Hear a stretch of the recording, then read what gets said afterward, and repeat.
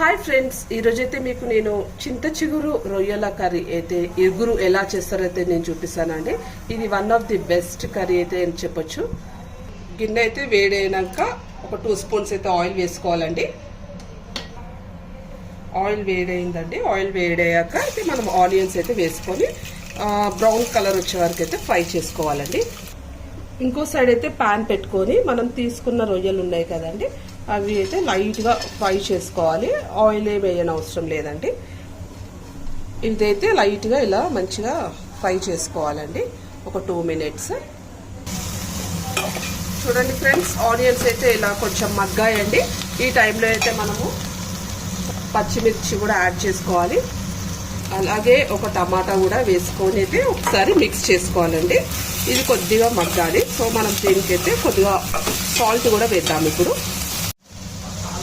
Spoon అయితే salt వేసుకొని కొద్దిగా మనము మిక్స్ చేసుకొని మూత పెట్టేసుకోవాలండి. చూడండి, మన రొయ్యలు అయితే ఇలా లైట్గా బ్రౌన్ కలర్ వేగితే సరిపోతుందండి. బ్రౌన్ కలర్ అయితే అయిందండి. సో ఇప్పుడైతే మనం దీంట్లో స్మెల్ కూడా వస్తుంది. ఇదైతే పక్కన పెట్టేసుకుందాము. చూడండి, మన ఆనియన్ అయితే ఇప్పుడు కొంచెం చాలా బాగా మగ్గాయండి. దీంట్లోకి అయితే మనం ఇప్పుడు పసుపు వేసుకుందాము. కొద్దిగా పసుపు, ఒక స్పూన్ అయితే అల్లం వెల్లుల్లి పేస్ట్ అయితే మనం మంచిగా ఇలా మిక్స్ చేసుకోవాలండి. చేసుకున్నాక ఒకసారి మళ్ళీ మూత పెట్టేసుకోవాలి. చూడండి ఫ్రెండ్స్, మంచిగా అయితే ఇప్పుడు ఇవంతా కూడా మగ్గిందండి. దీంట్లో అయితే మనం ఇప్పుడు చింత చిగురు కూడా యాడ్ చేసుకుందాము. నీట్గా కడిగి పెట్టుకున్నాం కదండి చింత చిగురు, ఇది వేసేసుకోవాలి. అయితే మనమైతే మిక్స్ చేసుకుందామండి. చూడండి ఎంత కలర్ఫుల్గా కనిపిస్తుందో, గ్రీనిష్గా చాలా టేస్టీగా ఉంటుందండి ఈ కర్రీ అయితే. మనకైతే ఈ సీజన్లో మాత్రమే, సమ్మర్లో అయితేనే చింత చిగురు అయితే వస్తుందండి. సో ఖచ్చితంగా అయితే తినాలి మనం. ఇయర్లీ వన్స్ అయితే చాలా బాగుంటుంది. ఇది చాలా మంచిది కూడా మన హెల్త్కి.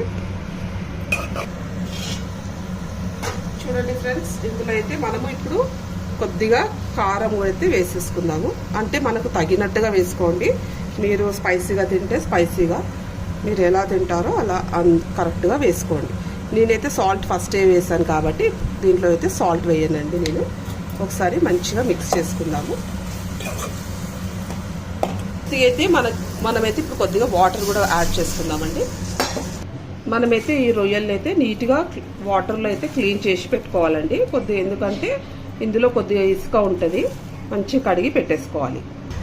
చూడండి, మన కర్రీ అయితే చాలా మంచిగా ఇప్పుడు మగ్గిపోయిందండి.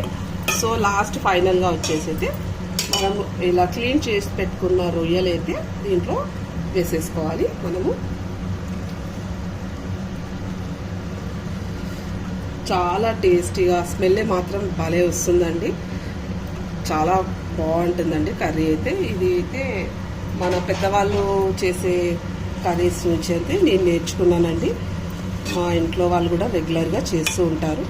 చూడండి, ఇలా రొయ్యలు అయితే మొత్తము మిక్స్ చేసుకోవాలి మనము కర్రీలో. చూడండి ఎంత బాగా కనిపిస్తున్నాయో రొయ్యలు. చూడండి ఫ్రెండ్స్, మన కర్రీ అయితే చాలా బాగా ఉడుకుతుంది. సో మనము ఇంకా ఇది అయిపోవచ్చింది. మసాలా వేసుకుంటే అయిపోతుందండి. చూడండి ఎంత బాగా కలర్ఫుల్గా చాలా మంచిగా కనిపిస్తుంది. అలాగే దీంట్లో ఉన్న రొయ్యలు కూడా చాలా సాఫ్ట్గా కుక్ అయ్యాయి. చూడండి, చాలా బాగుంటుందండి ఇది మాత్రం. లాస్ట్లో అయితే ధనియాల పొడి 1 స్పూన్ అయితే యాడ్ చేసుకోవాలి. మంచిగా మిక్స్ చేసుకున్న తర్వాత మనమైతే మంచి ఫ్రెష్గా కడిగి పెట్టుకున్న కొత్తిమీర కూడా వేసేసుకుంటే మన కర్రీ అయితే అయిపోయినట్టండి. చూడండి, ఇదైతే మనము రైస్లోకి తింటే అయితే చాలా బాగుంటుందండి. టేస్ట్ మాత్రం అద్దిరిపోతుంది.